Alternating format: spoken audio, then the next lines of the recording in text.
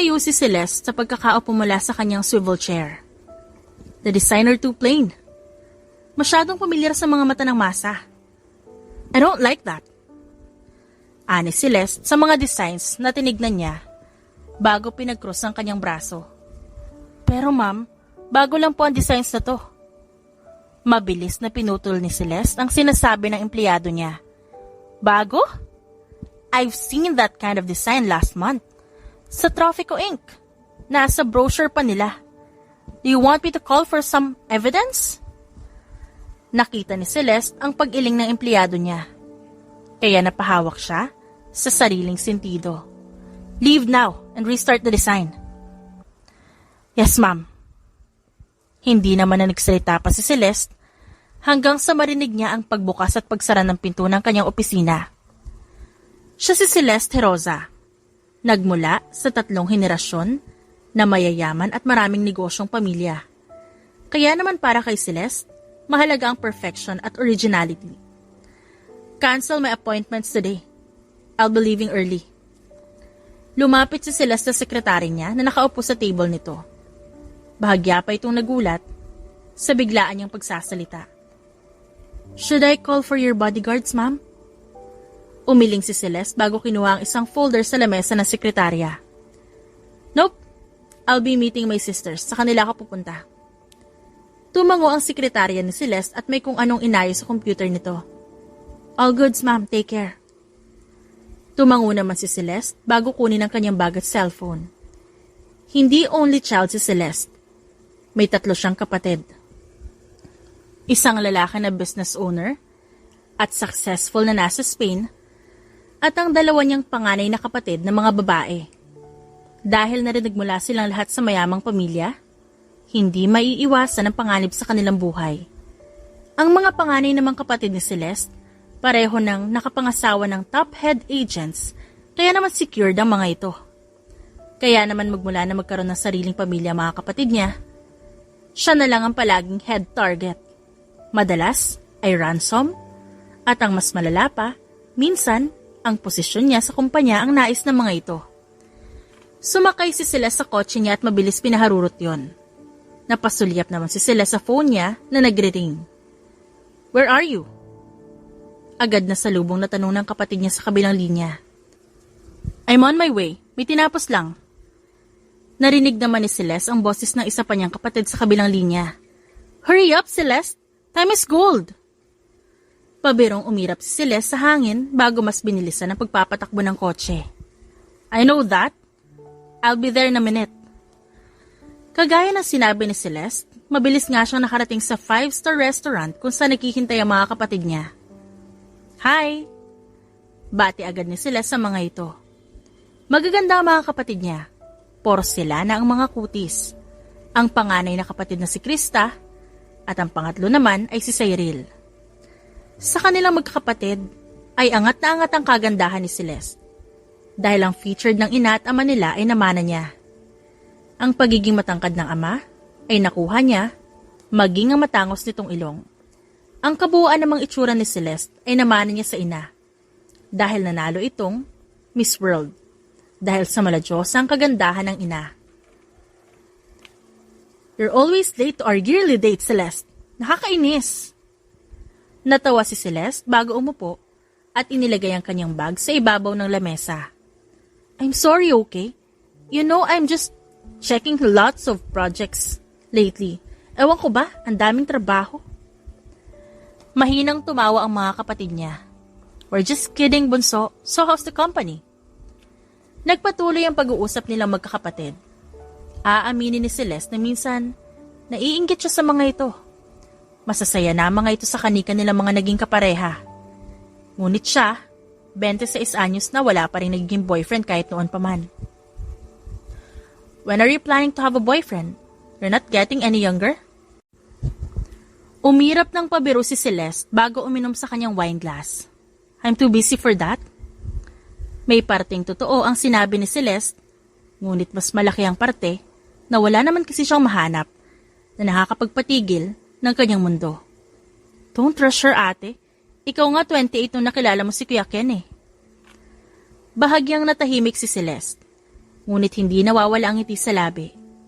Gusto niya ring mahalin at magmahal, katulad ng mga kapatid niya. You will find the right man for you. Just relax and enjoy your position in our company. Halos mapuno ng security guards ang paligid ni Celeste at ng mga kapatid niya. Hindi ito dahil sa kanya, kundi dahil ito sa mga kapatid niyang asawa ba naman ng mga top security agents. Ang OOE ng mga asawa niyo, ha? You'll be meeting with me. Pero mga security guards sa isang dosena na akala mo naman, top criminal lang kikitain niyo. Mahinhin na tumawa ang mga kapatid niya. Better be safe than sorry, sissy. You should be surrounded by bodyguards too. Your life is at risk, lalo na ngayon na tumaas na ang posisyon mo. Cyril and I are still investigating about our company's rat. Don't trust anyone in our company, okay? Ngumuso si Celeste. Para na naman siyang batang pinagsasabihan ng mga kapatid. I know that. Besides, I'm wiser than you two. Nagtawanan lang sila magkakapatid at nagkwentuhan pa. Pauwi na si Celeste ng gabing yon. Dahil tapos na rin naman ang get-together nila magkakapatid. Pinauna na ni Celeste ang kanyang mga kapatid dahil na rin may kinausap pa siyang investor na nakita niya na lang din sa restaurant kung saan sila kumain. Huwag kang sisigaw! Natigilan si Celeste nang may maramdaman siyang malamig na bagay na tumutok sa kanyang leeg. Who are you? Anong kailangan mo? Naramdaman ni Celeste ang pag-akyat ng takot sa sistema niya. Huwag ka na lang magtanong, sumama ka na lang. Mabilis na hinawakan ni Celeste ang siko ng lalaki na tumutok sa kanya ng baril sa leeg. Pag-ikot ni Celeste ay kasabay naman ang pagdaing nito. Abay, sira ulo! Sira ulong babae! Mabilis na sinipa ni Celeste ang alaga nito sa gitna bago tumakbo. Miss, where do you think you're going? Halos hilingin ni Celeste na maglaho na lang siya dahil ang akala niya iisang tao lang ang lalaking yon. Ngunit nagulat siya sa dami ng mga nakaitim na lalaking humarang sa kanya. Kahit pa paano may alam siya sa taekwondo. Ngunit kung ganito karami ang magiging kalaban niya, mas gugustuhin niya na lang tumakbo. Tatakbo? Hindi ba obvious?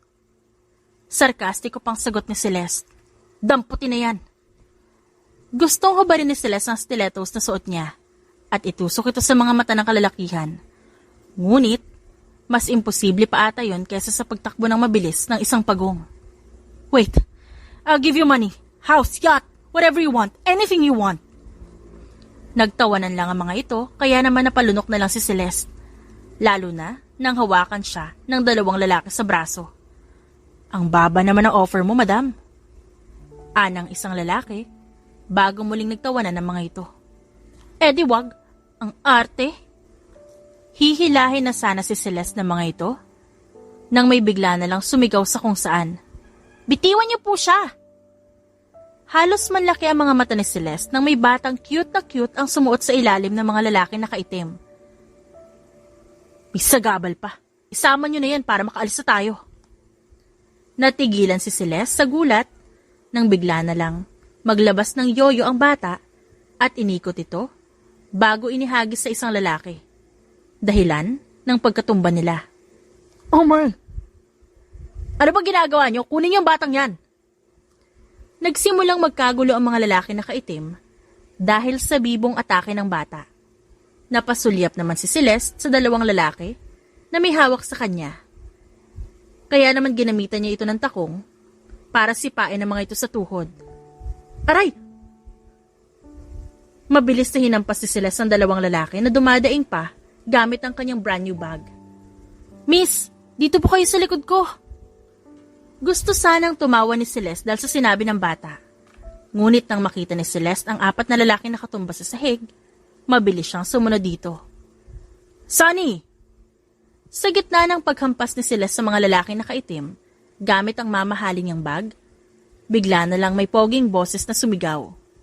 Hulugan pa nga ni Celeste nang makita ang isang lalaki na papalapit sa kanila. Nagbabalot ito ng tela na kulay puti sa kamay nito. At parang nagmalasdomo ang mundo ni Celeste habang tinitignan ng lalaki na papalapit sa kanila. Nang makalapit ito, mabilis nitong inatake ang mga lalaki na kaitim. Ang paggalaw nito ay sobrang smooth, na kung ikaw ang susuntukin, hindi mo aasahan pero malakas ang impact. Tumalo ng gwapong lalaki sa hangin at basta na lang sinipa ang dalawang lalaki na magkasunod. Oh my gosh! Is this my Superman? Natatawang tanong ni Celeste habang mahigpit niyang niyakap ang mamahalin niyang bag. Miss! Ihagis mo po ako! Nabalik sa realidad si Celeste dahil sa sinabi ng cute na bata. Ha? Iniligtas mo nga ako, ba't kita ihagis? Itinaas ng bata ang braso nito. Senyales na nagpapakarga. Basta po! Sabihan ko po kayo kung saan niyo ako ihagis. Nagpakawala ng kinakabahang buntong hininga si Celeste bago buhatin ng buong lakas ang cute na bata. Partida pa ito. Nakastiletos pa siya. Ikot po kayo, miss! Sumunod naman agad si Celeste sa sinabi nito. Ihagis niyo po ako pagbilang ko ng 3. Inihanda ni Celeste ang sarili. Bahagya niya pang ibinandang tuhod para mas lalong kumuha ng malakas na puwersa. 3! Buong lakas na inihagis si Celeste ang bata at lumanding ito sa leeg ng isang lalaki. Mabilis na inilabas ng bata ang yoyo at ginamit yun para masakal ang lalaki. Matapos yun, lumipat naman ang bata at bago pa yun, sinipa nito ng malakas ang isang lalaki sa muka. Oh my gosh, ang gagaling nila! Hulog na hulog ang panga ni Celeste habang pinapanood ng 2 tao. Ang isa ay ang cute na bata at ang isa naman ay ang gwapong binata. Tara na, tumakas na tayo. Mabilis na hinila ni Celeste ang kamay ng bata nang makita niyang halos lahat ng mga kalalakihan ay nakatumba na. Naramdaman naman ni Celeste ang pagsunod sa kanila ng gwapong binata. Seatbelt!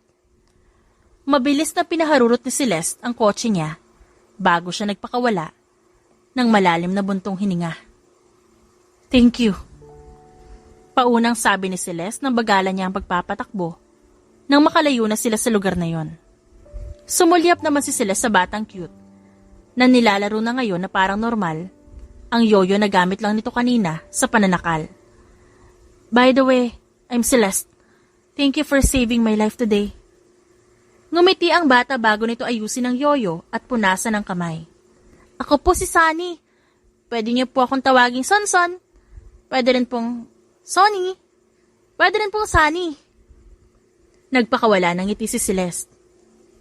I like your humor, Sunny. You're so cute and brave. Thank you, Miss Celeste. Siya naman po ang kuya ko. Matthew po ang pangalan niya. Single po siya at wala pa po naging girlfriend since birth. Sunny! Hindi alam ni Celeste, ngunit nakaramdam siya ng kung anong pagbilis sa kanyang puso nang marinig ang tinig ng binata. Too much information, Sunny. Calm down. Pinagbasdan ni Celeste ang binata sa rearview mirror. Nakatanaw ito sa labas ng bintana at kitang-kita tuloy niya ang matangos nitong ilong at maayos na jawline. Masungit lang po yan si kuya sa una, pero mabait po siya. Mahinang bulong ni Sunny kay Celeste. Napangiti tuloy si Celeste dahil ang akala nito ay anak ng binata ang batang cute na to. I heard you, Sunny. Natawa si Celeste nang biglang umayos ng upo ang bata at kunwari pa, isinara gamit ang zipper ang bibig nito. Nang makapasok sa sikat at mamahaling subdivision ng kotse ni Celeste, ay halos mahulog ang panga ni Sunny at Matthew. Hindi po ba dito naninirahan yung mayayaman ng mga artista? Yung mga pasok sa top 5 billionaire in the Philippines? Manghang tanong ni Sunny. Hindi naman. Mapigilang mapangiti ni Celeste dahil sa kabibuhan nito. Oo. Halos lahat ng mga nandito, mutual friend ko. Bumusina si Celeste sa may pinakamalaking gate. Otomatiko itong bumukas kaya naman ipinasok na ni Celeste ang kotse niya. Ang yaman niyo po pala. Mahina lang na tumawa si Celeste bago tanggalin ang seatbelt. Samantalang tahimik lang naman na nagmamasid si Matthew. Nagpahanda si Celeste sa kanyang kasambahay ng maayos na dinner para sa 2 bisita niya. I'm sorry about the space. Medyo masikip ba? Inosente pang tanong ni Celeste kay Sunny nang mapansin niya itong nahihirapang umakyat sa sofa. Masikip pa po ba ito sa paningin niyo, miss? Mahinang natawa si Celeste. Gusto niyang panggigilan si Sunny dahil napaka-cute nito. You can call me ate. Dahil mukhang trip ni Celeste ang binatang si Matthew. Naupo si Celeste sa harap ng gwapong binata. Seryoso lang naman itong nakikinig sa kanila. Thanks for saving me. Sobrang tapang nitong si Sunny. Mukhang may pinagmanahan. Doon lang gumana ang ekspresyon ni Matthew. Bahagya itong umisi kaya natigilan si Celeste sa gulat. He likes saving people. Nakita ni Celeste kung paanong proud na tumingin si Matthew kay Sunny. But it's dangerous too, right? Marahan namang tumangutango si Matthew. I won't let him fight alone. I will always trust his capability. But I will also protect him. Na-amaze si Celeste sa sinabi niya ni Matthew. Ito ang unang beses na may makausap siyang lalaki na talaga namang buo ang atensyon ni Celeste. Mukhang binasbasan ata siya ng mga kapatid para makakita ng gwapo at makisig na binata. I want to offer you something, kung okay lang naman. Biglang naging kuryoso rin tuloy ang cute na si Sunny sa sasabihin ni Celeste. Kung bibigyan mo kami ng pera para sa ginawa namin kanina, hindi namin gusto yon. Sunny and I love doing things for people. To protect people. Lalo na yung mga napapahamak at nakakaranas ng kalupitan dahil lang sa pera at kayamanan. Tumangutango naman si Sunny sa sinabi ni Matthew. Oo nga po ate, we don't accept money po. Kung okay lang po sa inyo isang buong litsyong baboy na lang. Mabilis na pinanlisikan ni Matthew ng tingin si Sunny. Sunny, hindi yun pwede, you're too young. Baka ma-high blood ka nang wala sa oras. Isang buong litsyong manok will do. Lihim na napangiti si Celeste. Ngayon ay alam niya na kung saan nagmana ng humor ang makulit at cute na si Sunny. I would love to give you anything that you will ask. But that's not the offer I'm talking about eh. Ipinagsiklop ni Celeste ang kamay bago ngumiti. I want you to be my bodyguard, Matthew. Rinig na rinig ni Celeste ang biglaang pagtahimik. Nakaramdam tuloy ng awkwardness ang dalaga. Kung gusto mo lang naman. I want Sunny to join me. Hindi naman mapigilan ng cute na batang si Sunny na mapangiti. Sunny and I are team. Tatanggapin ko ang offer mo kung sasama siya. Ngumiti naman si Celeste at tumangutango. Sure, as long as you will do your job properly. Nagkasundo silang tatlo ng gabing yon. Hindi alam ni Celeste ngunit may kakaiba talaga sa binata. Gusto tuloy itong kilalanin ng kanyang puso. Nang pumasok si Celeste sa loob ng elevator ng kanilang kumpanya, ay halos mabali na ang leeg ng mga empleyado nila sa kakatingin. Sino sila, ma'am? Pagkalabas ng elevator, tanong ito agad ng sekretarya niya. Mga bodyguards ko. Nakangiting kumaway si Sunny at pagkatapos naging seryoso na ulit ang tayo. Ang cute talaga ng batang to. Pati yung batang maliit, ma'am.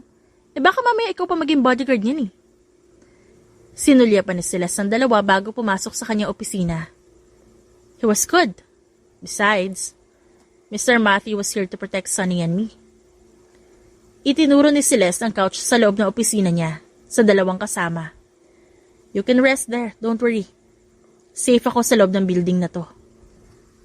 Ang lawak naman po ng opisina niyo, Ate Celeste. Ngumiti si Celeste bago buksan ang isang folder na nakalagay sa kanyang lamesa. Yeah, when I was 10, I told my dad that I want a big space since I'm not used at small spaces. At isa pa, hindi ba at pwedeng maraming gamit na ilagay? Tumangutango si Sunny. Sinanyasan naman ni Celeste ng sekretarya na kumuha pa ng pangmeryenda. Kaya po palang lawak-lawak, ang ganda din po. Ngumiti si Celeste at sumulyap kay Matthew, na tahimik na binabasa ang mga magazines. You're the youngest daughter of the richest couple in the Philippines. Tumango si Celeste bago pasadahan ng tingin ang isang report na binabasa niya. No wonder. Yun palang dahilan kung bakit marami ang naghahangad sa posisyon mo. Naging masyadong abala si Celeste ng araw na yon. Naging komportable rin siya dahil na rin siguro sa kadahilanan na alam niyang may nagbabantay sa kanya para siguraduhin na ligtas ang kalagayan niya. I'm done with my work. Gusto niyo bang kumain sa labas? Tumayo agad si Matthew at parang nag-activate ito bilang isang tunay na bodyguard. Kaya lihim tuloy siyang napangiti. Ang gwapo at yummers niya. Kapag ganitong nakaka-intimidate yung tayo niya. Mahinang aniya sa loob-loob ng kanyang isipan. Kahit saan po tayo, sama lang po kami. Natutuwa talaga si Celeste sa kabibuhan ni Sunny. Napagdesisyonan nila na sa isang fancy restaurant kumain. I'll just go to the powder room. I'll be right back. Tatayo na sana si Matthew nang pigilan nito ni Celeste. No need to come with me, I'll be right back. Hindi man sang-ayon si Matthew, sumunod na lang ito. Hinabol na lang niya ng tingin ang papalayong si Celeste. Nakaramdam ng takot si Celeste nang mapansin niya ang isang anino sa hindi kalayuan. Lumabas lang saglit si Celeste para tawagan ang kanyang kapatid. Ngunit ngayon, mukhang malalagay na naman siya sa alanganin. Pasimpleng umatras si Celeste. Nagbabaka sakali na hindi ito mapansin ng kung sino mang nasa likod ng anino.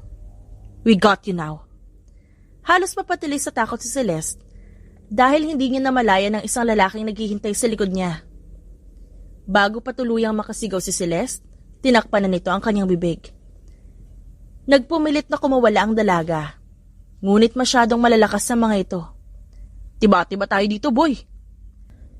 Nagtawa na ng mga lalaki bago pasakan ng panyo ang bibig ni Celeste at basta na lang inikot para maitali ang mga kamay. Ginawa niya ang lahat ng paraan para makasigaw. Ngunit kahit anong gawin niya wala itong epekto. Ate! Buong lakas na nilingon ni Celeste ang sumigaw na si Sunny. Umiiyak namang pilit sumigaw ni Celeste sa kanyang isipan. Bata! Itiklop niyo na yun ngayon!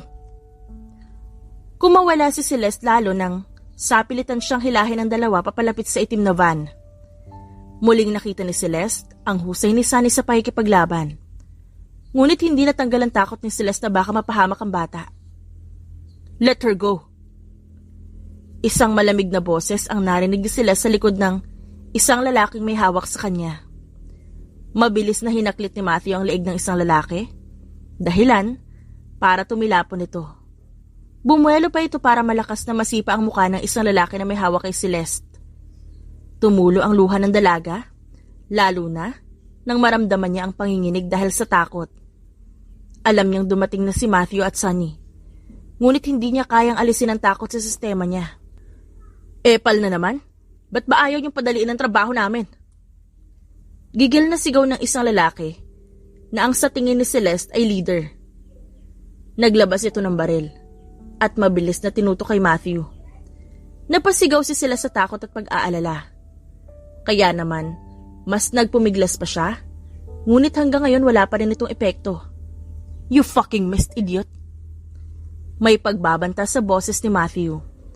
Ramdam na ramdam ni Celeste ang nakakatakot na aura ng binata. Nagulat din siya sa mabilis na pagkilos nito. Mabilis na inatake ni Matthew ang lalaking may hawak na baril. Halos mawalan pa ng dugo sa katawan si Celeste nang muntik nang tumama sa kanya ang bala ng baril. Dahil pinag-aagawan pa rin ng dalawa ang baril na ito. Sunny, untie her! Mabilis namang tumango ang bata. Pinaglalaroan pa nito ang yoyo bago umatake sa isang lalaki na nakaharang sa daan. Nanghihina ang tuhod ni Celeste at tuluyan ang napaluhod. Okay ka lang po ba? Inunang tanggalin ni Sunny ang busal na panyo sa bibig niya. Doon, nagpakawala na siya ng hikbi bago tumango-tango. Are you hurt? Humihikbing tanong ni Celeste kay Sunny nang makita niya ang maliit na hiwas sa braso ng bata. Matamis lang itong ngumiti bago umikot para tanggalin ang tali sa kamay niya. Okay lang po ako. Nakita naman ni Celeste ang pagtumba ng huling lalaki. Kaya naman, mabilis na lumapit sa kanila si Matthew para suriin siya. I'm sorry, hinarang nila ako kaya hindi ako agad nakalabas. Tuluyan ang napaiyak si Celeste. Lalo na nang mag-squat sa harapan niya si Matthew para yakapin siya. Sanay si Celeste sa mga nagtatangka sa kanyang buhay. Ngunit hindi sa punto na handang pumatay ang mga yon para lang makuha siya. I think you're safer kung maglalaylo ka muna. They are more desperate to get you now. Mahinang tumangutango si Celeste sa sinabi niya ni Matthew. Maingat siyang inalalayan ng binata patayo at kahit nanghihina pa si Celeste ay hindi nakatakas sa pakiramdam niya ang biglaang pagdaloy ng kuryente nang maglapat ang katawan nila ng binata. Kaya mo ba? Tumango si Celeste bago maayos na hinawakan ng nakaalalay na kamay ni Matthew. Sunny opened the car. Mabilis namang sumunod si Sunny at binuksan ang pinto ng kotse. Inalalayan pa rin ni Matthew si Celeste hanggang sa maayos na siyang nakaupo sa loob. Buong biyahe, patungo sa mansyon ay tahimik si Celeste. Hindi niya alam kung ganito rin ba kalala ang naranasan ng mga kapatid niya. Kaya gustong-gusto siyang bigyan ng bodyguard ng mga ito. Wait lang. Bubuksan na sana ni Celeste ang pinto ng mansyon nang pigilan siya ng binata. Napatingin naman siya dito bago ilibot ang tingin sa kabuuan ng lugar. Kakaiba ang katahimikan ngayon. Why? Dahan-dahang binitiwan ni Celeste ang siradura, lalo na nang mapansin niya si Sunny na inilabas nito ang hawak na yoyo. Maingat namang inabot ni Celeste ang sumisenyas na kamay ni Matthew. Not safe.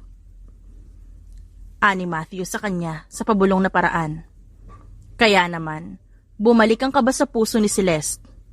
Marahil ay naramdaman yun ng binata, kaya maingat itong pinisilang kamay niya. Matthew. Mahinang pagtawag ni Celeste. Ngunit bago pa siya nito masagot, ay mabilis siyang ipinwesto nito at itinago sa likod nito. Sunny, iwas! Mabilis na nakaiwas silang tatlo sa biglaang pamamaril na nagmula sa loob ng mansyon ni Celeste. Fuck! Hinila ni Matthew si Sunny upang hindi mawala ang tingin nito sa kapatid habang sa likod naman nito si Celeste. Anong gagawin natin? Impit na napatili si Celeste dahil sa takot nang muling magpaputok ang kung sino mula sa loob ng mansyon niya. Nakita na sila sa pagkuha ni Matthew ng baril na hindi niya alam kung saan ang galing. Kinasa ito ni Matthew bago nagpaputok sa mga lumabas na kalaban. Hindi alam ni Celeste kung paano nakapasok ang mga ito sa subdivision niya. Mataas ang seguridad sa subdivision, kaya naman hindi niya ito inaasahan. Nanlaki ang mga mata ni Celeste nang makita ang ilan pang lalaking nakaitim na papasok mula sa gate. There are plenty, Matthew. Kahit pa alam ni Celeste ang kapasidad ni Matthew, ayaw niyang makorner sila dito ng ganito karami ang kalaban. Hindi na nag-isip si Celeste. Mabilis niyang inago kay Matthew ang susi ng kotse at mabilis na hinila si Sunny. Umalis na rin tayo, Matt. Takot man si Celeste, nagawa niya pa rin maipasok ng maayos ang susi, kaya umandar ang kotse. Seatbelt, Sunny! Hinigpitan ni Celeste ang hawak sa manibela. Lalo na, nang makita niya na sumulyap lang sa kanila si Matthew. Inapakan niya ang gas at pikit matang sinagasaan ng ilang kalaban para lang hindi makalapit ang mga ito kay Matt. Sakay na! Mabilis namang tumango si Matthew at pumasok ng kotse. Nang masiguro ni Celeste na nakasakay na si Matthew, ay mabilis niyang pinaharurot ang kotse paalis. Ang akala ni Celeste hindi na sila mahahabol ng mga ito. Ngunit nagkamali siya. Just drive. I'll handle them. Sunny, bantayan mo siya magmaneho. Tumango si Sunny bilang pagsunod sa kapatid. Nanginginig man, ifinocus na sila sa buong atensyon sa manibela at sa daan. Liko, ate! Sumunod si Celeste kay Sunny. Rinig na rinig niya ang pagpapalitan ng putok ni Matthew at ng mga kalaban. They won't stop chasing. Paubos na rin ang bala ko. Stop the car! Gulat na sumulyap si Celeste kay Matthew ngunit mabilis niya ring binalik ang tingin sa daan. Are you crazy? There are fucking plenty. Isa pa, wala ka pang 1 month sa akin at di pa kita napapasweldo. Baka ma-deads ka agad. Ngumisi lang si Matthew bago kunin ang dagger sa likod nito. I can handle it. Just stay here, Sunny. Tumingin ito kay Sunny. Tumangutango lang naman ang bata na para bang nagkakaintindihan silang dalawa. Wala nang nagawa si Celeste kundi itigil ang kotse. Hindi na hinintay ni Matthew na muli siyang pigilan ni Celeste. Basta na lamang ito lumabas at isinara ang pinto ng sasakyan. Is he gonna be okay? Kalmante lang nang ngumiti si Sunny at nag-thumbs up. Don't worry ate, my brother is an ex-Navy. Nanalo na sila ng 5 beses sa gera. Bumalik din siya sa Pilipinas na hindi namamatay. Malakas ang kuya ko. Ex-Navy? Napatulala si Celeste habang nakatanaw sa labas ng bintana ng kotse. Sa labas ay makikita si Matthew na akala mo ay isang superhero na kabilang sa Avengers at lumabas lang para protektahan siya. Napaka-smooth ng bawat pagwasiwas nito sa dagger na hawak nito na akala mo ay isang eksperto. Patuloy itong umaatake sa kalaban. Hindi nito hinahayaan na mauna ang mga ito. How old is he? Inisip ni Celeste na kung ex-Navy ang binata marahil may edad na ito. At hindi lang halata sa itsura nito dahil mukhang baby-faced. 30 na po siya. Sumanda lang na komportable si Sunny na para bang nanonood sila ng action movie. How old is he when he entered Navy? Kumakabog ang dibdib na tanong ni Celeste dahil halos mahulog ang panga niya sa husay sa pakikipaglaban ni Matthew. Volunteer po siya underage. May consent naman po ng parents namin kaya nakapasok siya agad. Kakalabas niya lang po last year.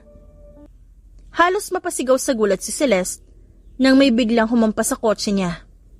Sabay naman na napatingin doon si Celeste at Sunny at nakita ang isang lalaking may hawak na baseball bat. My car is expensive! Naluluhaluhang ani Celeste.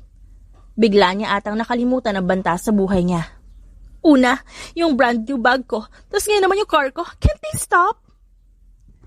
Mabilis na inikot ni Celeste ang tingin sa loob ng kotse niya para makahanap ng fighting weapon. Ngunit wala siyang ibang makita, kundi ang matulis niyang high heels. I'm sorry, babies. I just need to save our lives. Pikit matang hinubad niya ang high heels niya. Sunny, back me up, ha? Ngumisilang ang pilyong si Sunny bago tumango-tango. Mabilis na binuksan na lang basta ni Celeste ang pinto, dahilan ng pagtama sa lalaking may hawak na baseball bat. Kaya naman natumba ito. Ginamit itong chance ni Celeste at Sunny. Ikaw sa kamay, Sunny. Mabilis na dinaganan ni Celeste ang lalaki at pinukpok ang tuhod nito gamit ang takong ng high heels niya. Samantalang ginamit naman ni Sunny ang yoyo para igapos ang kamay ng lalaki. Bad boy? Nang gigigil, naani Sunny bago mahinang sa bunutan ng lalaki. Samantalang, patuloy sa pagpukpok si Celeste sa tuhod nito. Guys, let's go! Sabay na natigil si Celeste at Sunny sa ginagawa na pagpapahirap sa lalaki at tumingin kay Matthew na may dugo sa braso nito at bahagyang naghahabol ng hininga. Mabilis na tumayo si Celeste. Ngunit bago pa yon, malakas niyang hinampas ang mukha ng lalaki para makuha nila ang yoyo ni Sunny. Hindi pamilyar kay Celeste ang daan, ngunit sinusundan niya lang ang instruction ni Sunny. Is he okay? Nag-aalalang tanong niya nang makitang nakapikit na si Matthew sa backseat. Hindi tuloy siya masyado nakakapag-focus sa daan. Left side po ate dan diretso. Sinunod na lang muna ni Celeste ang bata para matignan niya ang sugat ng binata. Ilang minuto pa ang nakalipas ay nakita na ni Celeste ang hindi kalakihang bahay na natatakpan ng maraming puno. Si Sunny ang nagbukas ng pinto ng kotse para maalalayan ni Celeste si Matthew. Matt, kaya mo ba? Pinakiramdaman pa ni Celeste kung humihinga pa ang binata. Balak sana niya itong dalhin sa ospital nang pigilan siya nito dahil hindi sila safe sa mga public places. Matt, come on, pumasok na tayo. Maingat na hinila ni Celeste si Matthew para makalabas ito sa kotse. Buong lakas na inalalayan nito ng dalaga habang yapak pa ang mga paa. Dito po ate. Mabuti na lang talaga at attentive si Sunny. Mabilis itong kumikilos para mas lalong hindi mahirapan si Celeste. Maingat na inilapag ni Celeste si Matthew sa sofa na paglapat niya ang labi dahil may kabigatan talaga ang binata. Ito po ate, maligamgam na tubig at towel. Ito pa ang ginagamit para malinisan ang paligid ng sugat. Amazed na amazed si Celeste kung paanong sa murang edad ni Sunny ay marami itong alam sa ganitong bagay.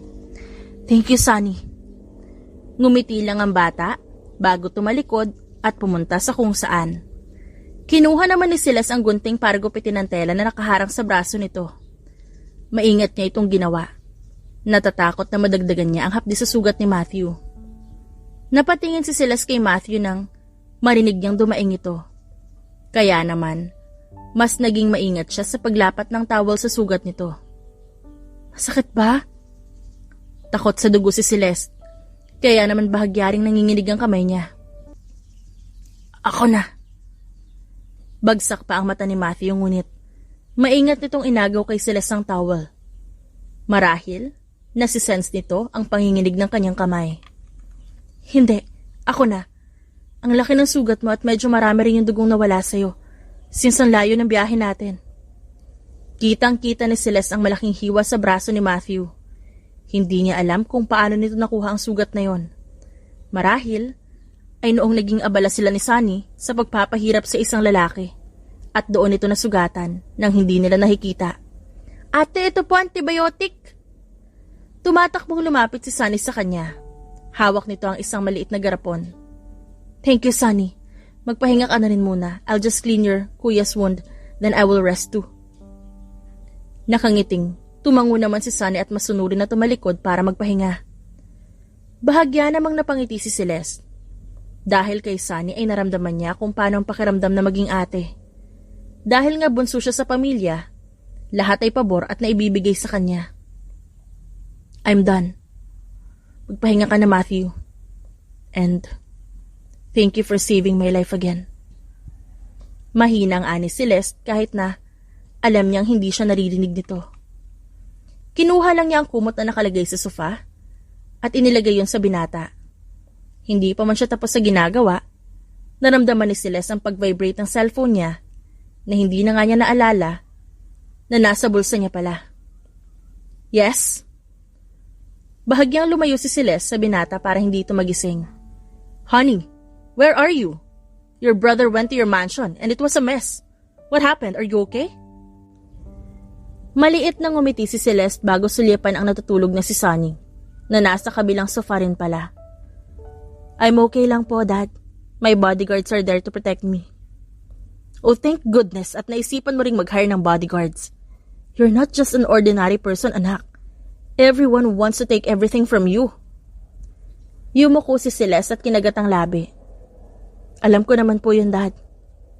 Where are you, honey? I'll send more people to help your bodyguards. Mas dumiin pa ang pagkakakagat ni Celeste sa kanyang labi. I can't tell you, Dad. Maglalaylo po muna kami. And besides, my bodyguard is injured. He needs rest for a while. Can Kuya come to my office and handle my work for the meantime? Mahinang sagot ni Celeste. Natatakot na gumawa ng kahit anong ingay dahil napansin niyang naalimpungatan si Matthew. Are you sure that you're fine with your bodyguards? Ngumiti si Celeste kahit hindi nakikita ang ama. I'm sure, Dad. They're good. And they're willing to risk their lives to protect me. By the way, Dad, I need to rest. Papatayin ko yung cellphone ko. Tatawagan na lang kita ulit kapag pabalik na kami ng Maynila. Narinig ni Celeste ang pagsinghap ng ama sa kabilang linya. Wala ka sa Maynila? Bahagyang pumikit si Celeste bago nagsalita. Bye, Dad. I'll call you again. Don't worry, I'm safe. I love you. Hindi na hinintay ni Celeste na sumagot ang ama at mabilis niyang pinatay ang tawag at in-off na rin ang kanyang cellphone.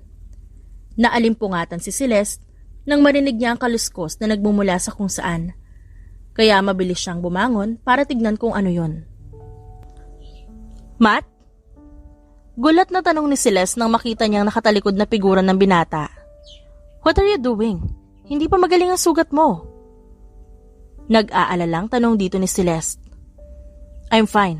Mas lalong hindi ito gagaling kung wala akong gagawin. Doon lang napansin ni Celeste na nagluluto pala ang binata. How's your feet? Nakita ko ang heels mo sa labas. It looks broken. Napanguso ng bahagya ang dalaga. Paanong hindi ito masisira? Ito ang ginamit niyang fighting weapon. Wala namang damage. Hindi naman nasugatan ang paa ko. Tumingin pa si Matthew kay Celeste. Mukhang hindi ito naniniwala sa sinasabi niya. Sit down. Ipinaghila siya nito ng upuan kaya naman marahang naglakad pa palapit dun si Celeste para sundin ang sinabi ni Matthew. Nagulat siya nang lumuhod sa harap niya si Matthew at masuyo nitong hinawakan ng paa niya. Let me check. Napalunok ng sariling laway si Celeste at halos manginig ang kalamnan niya dahil sa simpleng paghawak ng binata. Bakit ba kasi ganito ang epekto nito sa kanya? May gasgas ka. Umiwas ng tingin si Celeste at inayos ang namimilipit niyang dila. Okay lang, hindi naman masakit eh. I'll put medicine here later. Tumango na lamang ang dalaga. Dahil kung magsasalita pa siya, baka makagat niya ang sariling dila dahil hindi niya alam ang sasabihin dito. Tumayo na si Matthew kaya naman medyo nakahinga ng maluwag ang puso niya. Nilingon tuloy ni Celeste si Sunny at nakitang mahimbing pa itong natutulog. I'll help you then. Lumapit muna si Celeste sa lababo para makapaghilamos. Kagaya ng offer ni Celeste, ay hindi na nga kumontra si Matthew. Natulungan siya nito sa pagluluto. Ilang taon na si Sunny? He seems so mature and well-trained. Hinalo ni Matthew ang niluluto bago siya sumagot. He's 10. Mula kami sa pamilya ng mga militar at alagad ng batas. Kaya naman kagaya ko nun, bata pa lang si Sunny, mahilig na siya mag-training. Hindi naman namin siya pinipigilan, kaya ganyan siya kagaling. Mas napahanga lalo si Celeste sa magkapatid. Kaya naman pala malakas ang loob ni Sunny, ay dahil hindi naman pala talaga ito basta-basta. Ang layo ng age gap niyo ah. Nakita ni Celeste ang multong ngiti ni Matthew. Mukhang proud na proud talaga ito sa kapatid. Actually, he's a miracle baby. Our family doctor once warned our mom na hindi na siya magkakaanak, but Sunny came. Tumangutango si Celeste sa sinabi ni Matthew. Hindi pa rin nawawala sa mukha niya ang pagka-amaze. He's good ah, at a very young age. Paano pa kaya kapag lumaki na siya? Nagpatuloy ang kwentuhan nilang dalawa hanggang sa matapos sa pagluluto. Sakto ring nagising si Sunny kaya naman sabay-sabay silang nag-umagahan. It's a good thing na may bahay kayo dito, no? Inilibot ni Celeste ang tingin sa kabahayan. Hindi ito ganun kalaki ngunit sapat na luwang para sa isang mag-anak. Just a vacation house? Pangatlong araw na ngayon ni Celeste sa bahay bakasyonan ng magkapatid. Aaminin niya sa sarili na hindi siya sanay na hindi nagtatrabaho. Ngunit para sa sariling kaligtasan, hindi niya muna inisip to. Ang lalim naman ang iniisip mo? Napalingon si Celeste mula sa pagkakatitig niya sa malaking puno at bumaling kay Matthew. Weird nga para kay Celeste dahil habang tumatagal na nakikita at nakakasama ang binata ay sige naman ang pagtibok ng malakas ng kanyang puso. Wala naman ako iniisip, nagpapahangin lang. Nasa si Sunny? Sa loob nga lang ng 3 araw, sobrang naging mas close si Celeste at Sunny. May sarili silang bonding na iniilingan lang ni Matthew. Nasa taas natutulog. Natahimik si Celeste at tumangutango na lang bago iniwas ang tingin. Naramdaman naman ni Celeste ang pag-upo nito sa tabi niya. Kaya naman bahagya siyang umusod para hindi na naman makuryente ang sistema niya. May boyfriend ka na ba, Miss Celeste? Hindi inaasahan ni Celeste ang tanong na yon. Kaya naman nasamid siya sa sariling laway. Are you okay? Nag-aalalang tanong nito. Ha? Ba't mo naman tinatanong? Nakakagulat ka tuloy. Mas naging malikot tuloy ang mga mata ni Celeste na parang sinusubukang umiwas ng tingin kay Matthew na hindi niya alam kung siya lang ba o mukhang nakakaakit talaga ang tingin nito. Just curious if you have a boyfriend, sana'y kasama mo siya dito. So you feel safe more. Kunwari na lang na tumango si Celeste para iiwas ng tuluyan ng mata sa binata. I feel safe with you and Sunny. Yun naman ang totoo. Paano hindi siya makakaramdam na safe siya? Ang binata lang naman ang tumagal ng ilang araw sa kanya at buhay pa rin. So do you have a boyfriend? Tanong ulit ni Matthew sa kanya. Mabuti na lang talaga at gwapo ang binata. Kung hindi, pepektosan niya ito. Wala no boyfriend since birth. Humugot siya ng malalim na hininga at mahinang tumawa, na sinundan ng pag-iling ni Matthew para pigilan ng pagngisi. Wow, you're 27 years old without ex nor flings? Pabirong umirap lang si Celeste. So what? Ikaw, may girlfriend ka ba ha? Paghahamong tanong niya dito. I don't have any. Doon, natawa si Celeste. O diba? Wala ka rin naman palang girlfriend. Eh hindi ba you're 30? No flings? Ex-girlfriend? Ex-fuck buddies? Ang binata naman ang nasamid sa sariling laway kaya naman natawa si Celeste. Just kidding. So in short, you're single. Hindi alam ni Celeste, ngunit parang natuwa ang puso niya sa nalaman. I dedicated half of my life into the service to protect the country and serve people with their safety. Hindi ko priority noon ang magkanobya. Ngumuso naman si Celeste dahil sa isinagot nito. Sa madaling salita, may pagkakapareha sila. So, priority mo na ngayon. If that's the case, you should do your job properly ha. Mamaya nakikipag-date ka sa chosen girlfriend mo habang nasa peligro ang buhay ko. Plus, I know that Sunny is kinda sensitive to other girls that you met. Sana, ang maging girlfriend mo yung magugustuhan ni Sunny. Mahabang litanya agad ni Celeste dahil nakaramdam siya ng kirot sa loob ng puso. What? Mahinang natawa naman ito. Kaya naman, pakiramdam ni Celeste bumagal ang lahat ng bagay. I never said that. I'm just waiting for a right woman. At hindi naman ako nagmamadali. Pasimpleng nakahinga ng maluwag si Celeste at itinago na lang nito ang sunod-sunod na pagtango. Dapat sinabi mo agad. Mahinang natawa si Celeste at bahagya pang hinampas ang braso ni Matthew. Ouch! Hala, sorry. I forgot. Oh my gosh, does it hurt?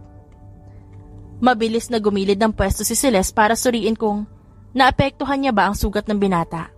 It's fine, it's fine.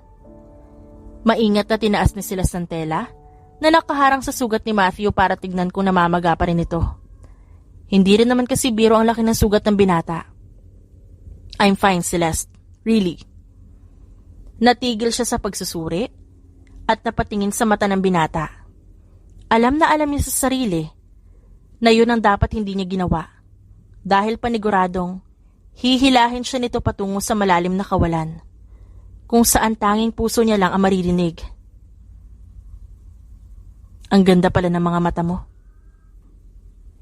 Halos tumahip ang puso ni Celeste sa sinabi niyo ni Matthew. Iniwas na lamang ni Celeste ang tingin para pagtakpan ng kilig na nararamdaman. Matapos ang kanilang staring contest, nagpaalam siya sa binata na pupuntahan muna si Sunny. Oh my gosh, am I blushing? Oh, hindi pwede to. Agad niyang tanong sa sarili nang makapasok siya sa loob ng kwarto ni Sunny at isa rayon. Sakto lang po ate. Halos atakihin naman sa puso si Celeste nang makitang nakaupo na sa ibabaw ng kama si Sunny at gising na gising. Kanina ka pa gising? Hindi naman po. Lumapit ng tuluyan si Celeste kay Sunny at umupo siya sa tabi nito. May naging first love na ba ang kuya mo? Pasimpleng tanong ni Celeste bago humiga sa tabi nito. Wala pa po. Sobrang busy kasi ni kuya dati pa. Kaya wala siyang time sa crush-crush. Tumango-tango si Celeste, ngunit sa loob-loob niya, nagdiriwang na siya. Gwapo siya, no? Ba't wala pa siyang girlfriend? Hindi alam ni Celeste kung mahahalata ba siya ni Sunny. Ngunit kung hindi, gagamitin niya ang chance na to para magtanong ng magtanong. Ayaw po ni kuya. Pero kung gusto niyo po si kuya, pwede ko po kayong tulungan. Mabilis na napaharap si Celeste kay Sunny at tinakpan ng marahan ang bibig nito. Shh, Sunny! Baka marinig ka ng kuya mo at isipin niyang gusto ko nga siya. Ilang araw pa nga lang nakilala ni Celeste si Matthew. Pero kasi, ang puso niya, kailanman ay hindi siya tinraidor ng ganito. Ngayon niya lang naramdaman ang pagtibok nito ng mabilis at hindi siya mapakali kapag nasa paligid si Matthew. Okay, sige po. Hindi niyo po gusto ang kuya ko. Pulang-pula ang mukha ni Celeste dahil baka mamaya marinig sila ni Matthew. Sunny, hindi ko gusto ang kuya mo. Duda ang mga tingin ni Sunny sa kanya at binigyan pa siya nito ng pilyong ngiti. O sige na nga, Crush ko siya pero shh ka lang ha, huwag ka maingay. Natatawa si Celeste sa kanyang sarili. 27 years old na siya ngunit ito ang kauna-unahang beses na nagka-crush siya. Ate, it's okay. I won't tell kuya. Keep a secret po muna natin. Bahagyang napataas ang kilay ni Celeste at nagdududang napatingin kay Sunny. Nasuot pa rin ang pilyong ngiti. Muna? Sunny naman. Don't tell him, okay? Kumindat lang ito sa kanya kaya naman napailing-iling na lang si Celeste. Niyaya na ni Celeste si Sunny na bumaba. Ngunit pinakalma muna niya ang sarili dahil halata ang pumumula ng kanyang pisngi at muka. May allergy ka ba?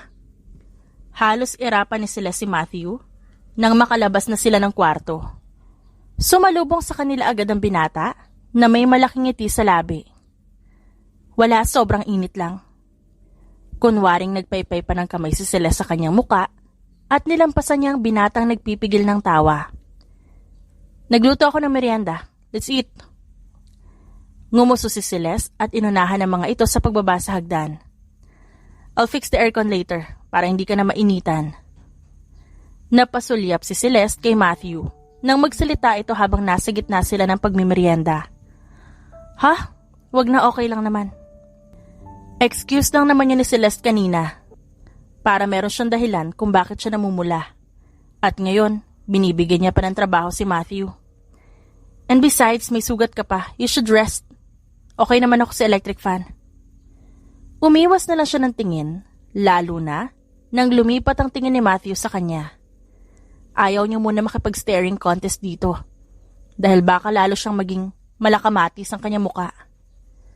Ang dami niyang stocks dito ah. Out of nowhere, natanong ni Celeste para maiwasan at makasurvive sa mga titig ni Matthew. May katiwala kami na nagdadala dito ng stock every night. You're probably asleep during the time. Mahinang tumango na lang si Celeste. Siguro, ay ito na ang 3 araw sa buhay niya na tahimik at payapa. Do you want to go out? We know a place to swim. Natigil siya sa pagnguya. Simula kasi nung dumating sila dito, ay nasa bakuran lang sila tumatambay. Ganon din si Celeste. Really? Let's go after this. Tumango at ngumiti si Matthew. Na-excite naman bigla si Celeste. Noong isang gabi kasi, binigyan siya ng maraming damit ni Matthew na hindi niya alam kung saan binili. Alam na alam din ni Celeste na branded ang mga damit na binili nito dahil suki si Celeste ng mga mamahaling brands. Matapos magmerienda, umakyat na agad si Sunny at Celeste sa kanilang kwarto para magpalit ng damit pang ligo. Pinipigilan naman ni Matthew ang ngiti habang nakatanaw sa dalawa. Let's go! Napailing-iling na lang ang binata para pigilan ang multong ngiti na gustong kumawala sa kanyang labi. Nang makarating sila sa lawa, ay halos mahulog ang panga ni Celeste dahil napakaganda at linaw ng tubig. Wala namang crocodile dito? Mahinang bumungis-ngis si Sunny bago ito lumapit sa tubig. Wala po ate, safe po dito, tara na. Hindi na nagpapigil pa si Celeste. Mabilis din siyang lumapit sa tubig at sinabayan si Sunny sa paglalangoy. Inayos naman muna ni Matthew ang tsinelas ng dalawa bago siya sumama sa mga ito. May kalaliman din ang tubig sa lawa at bahagyang malamig ang tubig. Kaya naman nakaalalay pa rin si Celeste at Matthew kay Sunny. Wow, this place is a gem. Nakangiting ani Celeste habang iginagalaw ang paa sa ilalim ng tubig para hindi siya lumubog. Lalangoy po ako papunta doon. Sabay na tumingin si Celeste at Matthew sa inginosong parte ni Sunny. It's too deep in that part, baka malunod ka. Usal ni Celeste. Ngumiti lang naman si Sunny. Nandiyan naman po si kuya eh. Bahagya pang humuso si Celeste bago sulipan si Matthew na tumanguna. Dahil doon, maingat na binitawan ni Celeste si Sunny para makalangoy ito kung saang parte nito gusto. Dito po tayo, mas malamig ang tubig dito. Ngumiti si Celeste at balak sanang lumangoy patungo sa pwesto ni Sunny nang sumabit ang 3 daliri niya sa damit ni Matthew. I'm sorry. Maingat na tinatanggal ni Celeste ang daliri niya. Natatakot na masira ang kanyang magandang kuko. Let me help. Hinawakan ni Matthew ang kamay niya na nasa ilalim ng tubig. Kaya naman, Heto na naman ang kanyang naghuhuramentadong puso. Pakiramdam ni Celeste, hindi siya malulunod sa lawa. Bagkus, sa emosyon na binibigay sa kanya ni Matthew. Marahil ay pa-fall talaga ang binata. Dahil kung hindi, ba't naman siya nito laging itinuturing na babasagin sa mga bagay dahil lang napakaingat ng mga haplos nito sa kanya. Napatingin si Celeste sa cellphone niya na ngayon lang ulit niya binuhay sa loob ng isang linggong pananatili sa liblib na lugar. Oh my phone will...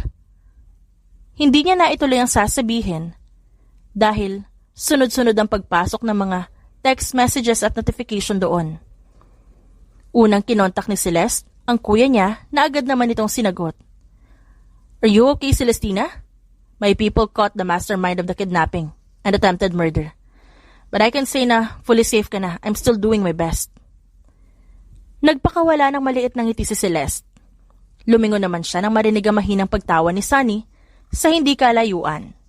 Naglalaro kasi ng basketball ang dalawa. I'm perfectly fine here, kuya. Besides, there's a part of me na ayaw mo nang bumalik kahit gaano pa ka-safe ang Manila para sa akin. Rinig na rinig ni Celeste ang pagtigil ng kanyang kapatid sa kabilang linya. What do you mean? Are you being hostage or kidnapped? Do they need ransom? Nagpakawala ng matamis ng ngiti si Celeste. Kitang-kita sa mga mata niya ang saya. I think my heart got kidnapped and stolen. Wala sa sariling sagot niya sa kapatid. Ha? Ngayon naman interesado sila sa lamang loob mo? Gustong tampalin ni Celeste ang noon ng kapatid na panganay dahil sa mahinang pick-up nito. Ewan ko sa'yo, kuya. Sabihin mo na lang sa parents at kapatid natin that I'm fine and happy. I think I'll grab this opportunity to be with him. Sunod na narinig ni Celeste ang malakas na halakhak ng kapatid niya mula sa kabilang linya. Bahagya niya tuloy na ilayo ang cellphone sa tenga.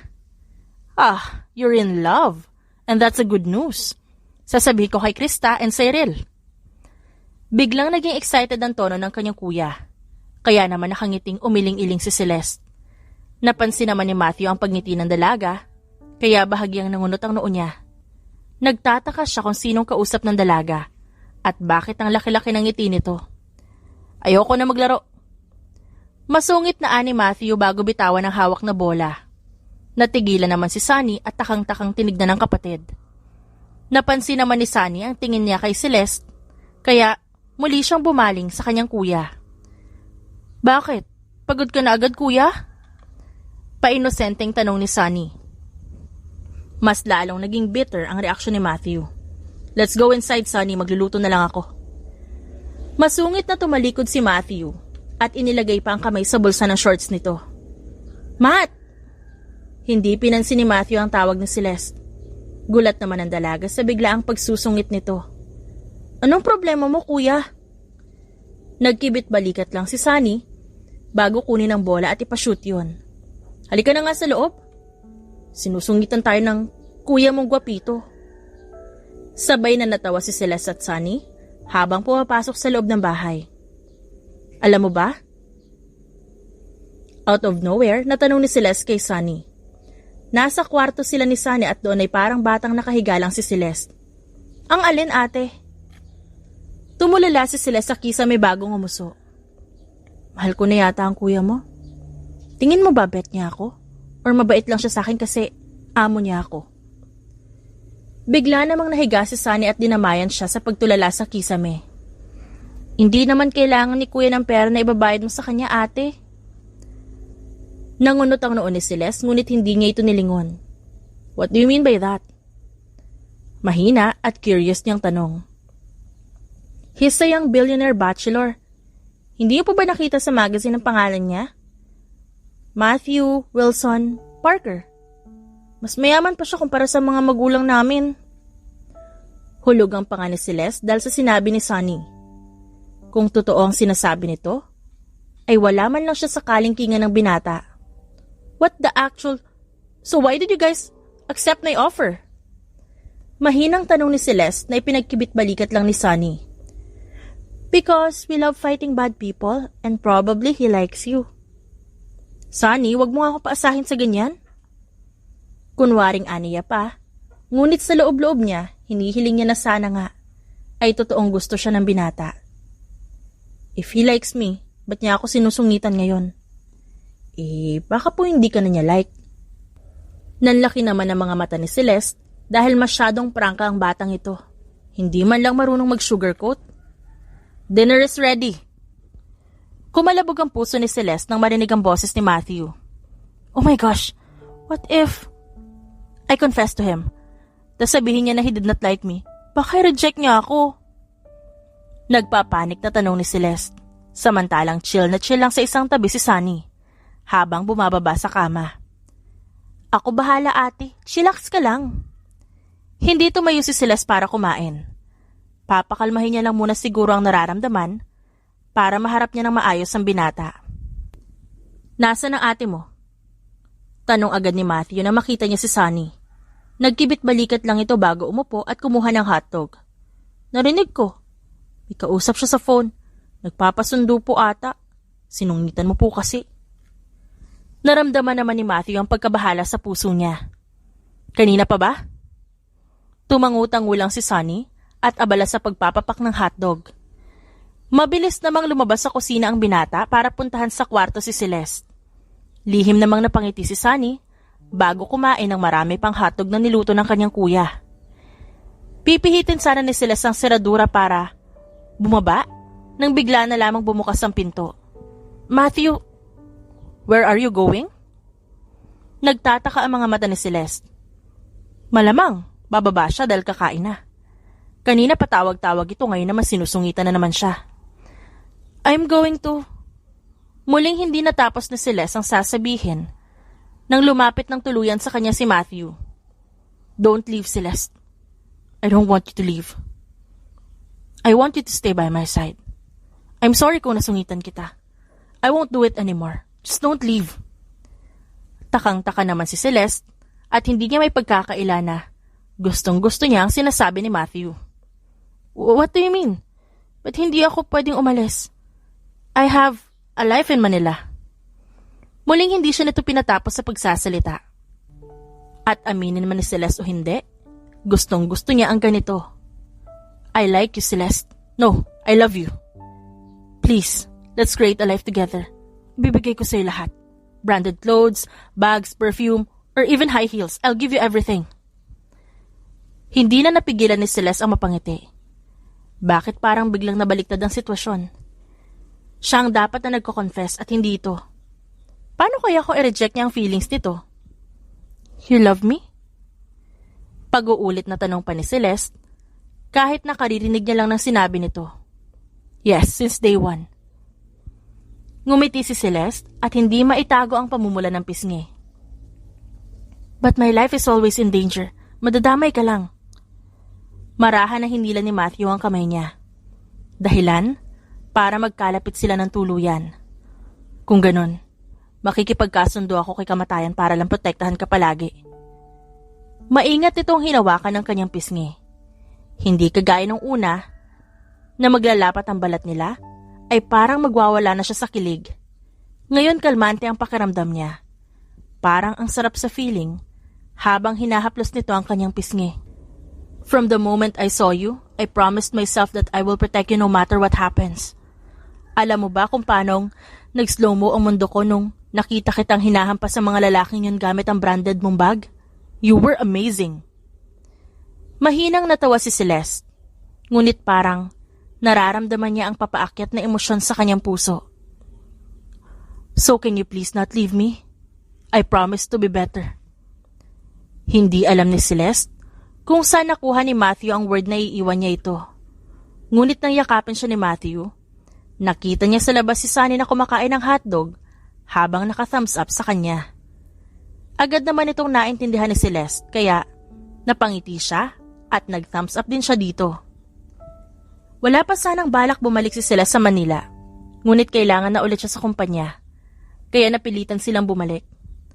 Dad, Mom, si Matthew po, manliligaw ko.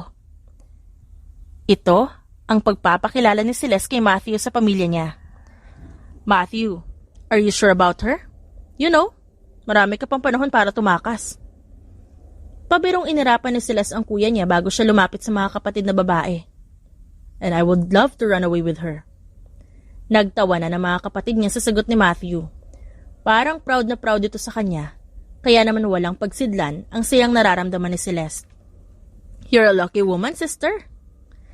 Niyakap siya ng mga kapatid niya at tuwang-tuwa ang mga ito sa kanya. Ang akala daw kasi ng mga ito ay tatandang dalaga na siya. Kahit ang tunay naman, ay mas matanda ang mga ito nang makilala ang kanika nilang napangasawa. I love what's happening to our family. So, your family are all in military? Nagpatuloy ang kwentuhan kaya naman mas nakita ni Celeste kung gaano ka-proud si Matthew na maging future girlfriend siya. I'm not rushing. Hindi ko naman po siya minamadali sa pag-settle down. We both love our career and paths. I will always support and protect her no matter what. Naging masaya ang puso ni Celeste. Para siyang teenager na kilig sa nararamdaman dahil sa kanyang manliligaw. Don't rush, but also rush her. Gusto ko nang makakita ng apo. Galing sa kanya. Hindi na kami bumabata eh. Hiyang-hiya pa si Celeste. Hindi pa nga sila apo agad ang pinag-uusapan. Ang mga magulang niya talaga. 3.5 taon ang lumipas, masaya pa rin si Celeste sa pinili niyang pakasalan. Love, what are you thinking again? Napangiti lang si Celeste habang tinatanaw ang kanilang panganay na naglalaro. I'm just so happy. I never thought that I will be marrying my savior back then. Mahina namang natawa si Matthew bago nito maingat na hinagkan siya sa noo. What if I tell you that I always knew that you'll be the one I will marry? Marahil ay epektibo sa iyo ang ginamit kong gayuma. Nagtawanan silang dalawa. Dahil doon, naramdaman ni Celeste ang pagsipa ng second baby nila sa tiyan niya. Oh, mukhang may nagsiselo sa tawanan natin. Natatawang ani Celeste. Paano hindi magsiselos? Ang kulang na lang sa inyo ay langgam. Sobrang tamis niyo kasing tignan dalawa. Mabilis na nilingon ni Celeste ang kapatid na panganay. Kung makapagsalita ito ay parang hindi ito happily married.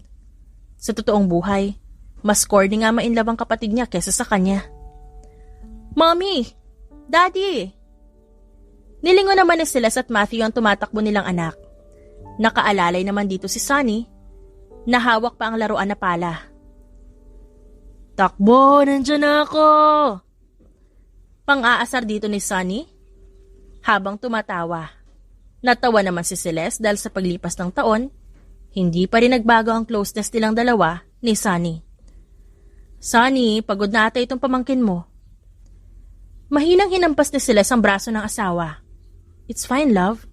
Besides, our junior is enjoying his tita's company. Sunny, come here. Nag-kick na ulit ang pamangkin mo. Excited naman si Sunny at mas binilisan ang pagtakbo para makalapit sa kanila. Sinalubong naman nila mag-asawa ng yakap ang panganay na anak. Are you tired? Umiiling-iling ang anak nila habang tumatawa pa. Can we get our apo? Natawa si Celeste na sinundan ng pagnguso ni Matthew nang marinig ang boses ng kanilang mga ina. Dito na naman sila, aagawin na naman nila sa akin ang baby ko. Pabirong reklamo ng asawa. Hinagka naman ni Celeste ang anak sa pisngi bago si Matthew. It's fine, love. Once a year lang naman, pagbigyan mo na sila. Mahinang natawa si Celeste na parang bata na sumiksik sa kanya ang asawa. At idinamay pa nito ang anak nila. Kahit gaano pala katikas ang isang Matthew Parker, lalambot ito sa kanya. Kuya, awat naman po magpa-baby. Marahang hinilan ni Celeste si Sunny para makalapit ito sa kanila. Inakbayan niya ito bago ginulo ang buhok. Listen to your younger brother, love. He knows better. Bumungis-gis lang silang dalawa. Sinsero na mangumiti si Celeste. Malaki rin talaga ang pagpapasalamat ni Celeste kay Sunny. Dahil kung hindi kay Sunny, hanggang ngayon siguro torpe pa rin si Matthew. At hindi sila kasal ngayon at wala sanang mga anak. E di wala silang happy ending. Thank you so much, Sunny. Ngumiti naman si Sunny. Kung dati cute lang ito, ngayon naman ay pumupogi na ito kagaya ni Matthew. Thank you, ate, for loving kuya, for giving me pamangkins. We will always be close. Maingat na niyakap ni sila si Sunny. Ang bunsong kapatid niya, hindi man sa dugo, ay dahil yun sa asawa niya. Ayan na naman ang dalawang may paborito sa isa't isa, pasali kami ni Junior. Natawa lang lalo si Celeste at hindi niya mapigilan ang sayang nararamdaman ng kanyang puso. Marahil, wala sa mamahaling gamit o branded na mga kagamitan ng kaligayahan. Na-realize ni Celeste na kahit gaano man katagal dumating ang pag-ibig, magiging worth it. Lalo na kapag binigay na. Dahil mas naipon ang mas malaking pagmamahal at pagpapahalaga. Sundan natin agad si Bunso kapag nakalabas na. Natawa si Celeste at mahinang pinalo ang asawa. Alam kong masarap ka, Matt, pero stop ka muna ha. Napangiti naman si Celeste nang maingat siyang hagkan ng asawa sa noo, maging ang kanilang anak. I will protect you guys. And I will work hard para mabigay ang buhay na deserve nyo. Mahal na mahal ko kayo. Masaya ang puso ni Celeste. Dahil mas napatunayan niya na sapat na ang salita na may kasamang pag-aaruga sa bawat galaw. Kesa sa mga branded niyang bags na hindi sukatan ng kaligayahan. Siya, si Celeste Parker, at palagi niyang mamahalin ang pamilyang binuo nila ni Matthew, kasama ang chaperone nilang si Sunny. The end.